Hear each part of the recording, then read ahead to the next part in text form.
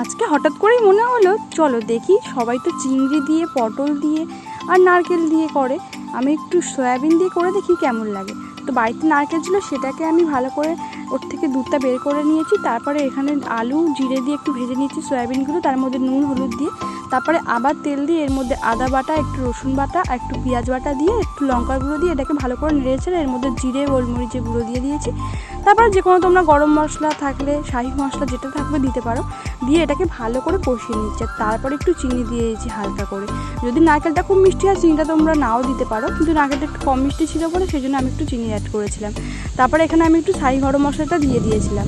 তারপরে এর মধ্যে দিয়ে দেবো আমি একটু নুন স্বাদ মতন, তোমরা ওটা টেস্ট করে দিয়ে দেবে। তারপরে দিয়ে দিয়েছি ফাইনালি নারকেলের দুধটা দিয়ে। প্রথম না কালারটা এরকম লাগছিল, আমি ভাবলাম কেমন হবে কে জানে। তারপর যখন অনেকক্ষণ ফোটার পর কালারটা যে এসেছিলো পুরো মাংসের মতন, আর খেতেও কিন্তু এটা দারুণ লেগেছিলো। তোমরা একবার ট্রাই করতে পারো। টাটা।